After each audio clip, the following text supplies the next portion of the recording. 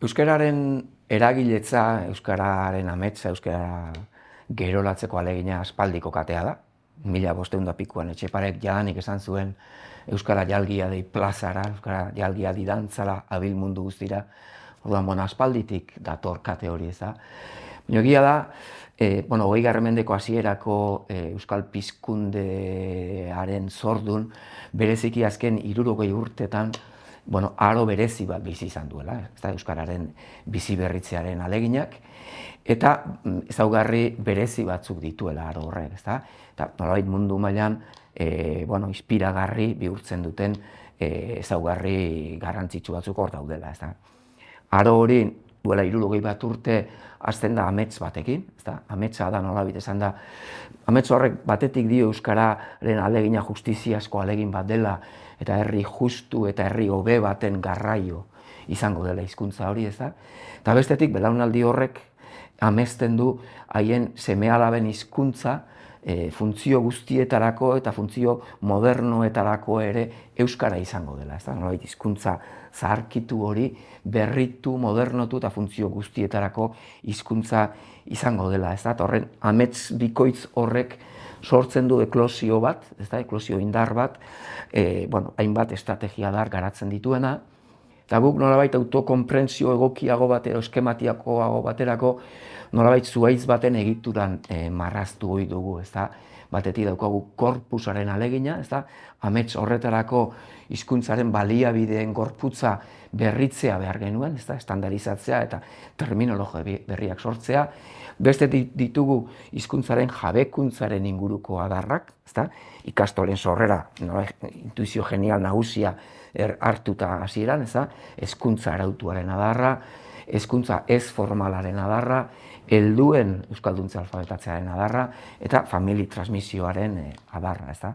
Eta funtzioen arloan berriz, kulturgintzaren adarra, edabideen adarra, administrazio euskalduntzearen adarra, lan eremu euskalduntzen joatearen adarra, eta teknologian edo hizkuntzen industrian hizkuntza lantzearen adarra, ez da.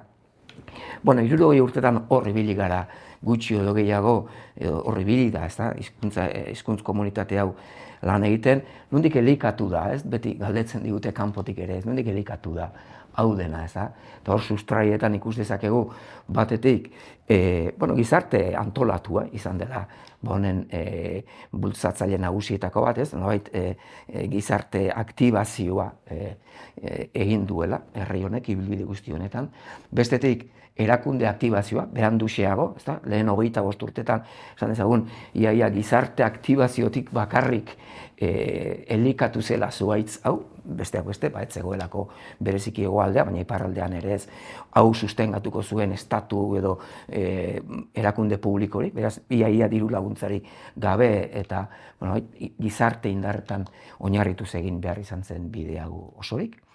Lehen 25 urtetan, eta azken 40 urtetan, esan ezagun, daukagula paper banaketa bat, erakunde aktibazioak, nolabait busti duelako, eta oinarritu duelako, eta neurri baten gidatu ere duelako bizi berritze prozesu hau. Esan ezagun, momentu enten, biko paper banaketa daukagula, gizarte aktibaziotik sortutako erakunde zibil sorta zabal baten, eta erakunde publikoen artekoa, ez da? Eta erdian dagoen sustraia izango litzateke kontakizuna, ez? Lehen aipatu dugun hori, ez da, zer kontatzen diogun guk geure burua zein den komunitate horren ametsa, komunitate horren gogoa eta komunitate horren proiekzioa, ez da? Hori izan da pixka bat behar bada oso eskematikoki kontatuta 60 urte hauetan egin dena.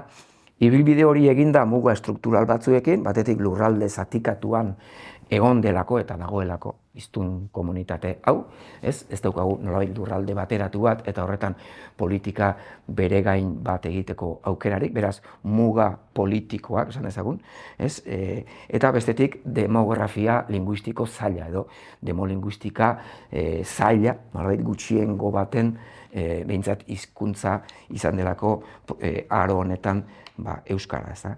Beraz, esan dezagun zailtasun estruktural horien aurrean ere aurrera egin duela 60 urtetan, hiztun komunitate honen bizi berritzeak, ibilbide neketsu eta erren batean, dena esan behar bada.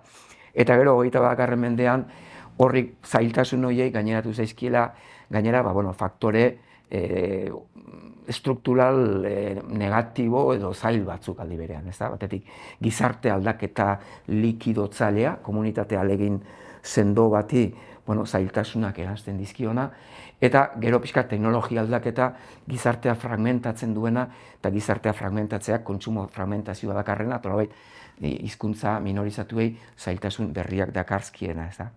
Beraz, esan behar dugula, horren aurrean, Euskararen komunitatea aurkitzen dela bere bizioa, bere ametsa berritu beharrean, bere gogoa eta bere proiekzioa berrantolatu eta berregin beharrean, eta aldi berean bere kontakizuna, horretarako bere buruari kontatzen dion kontakizuna, nor gara, nondik gatoz, zertan gaude eta noragoaz, hori berregin beharrean. Eta hoxe, eraberritze honen aipamena eginez bukatuko dugu ibilbideari egin diogun errepaso labur hau.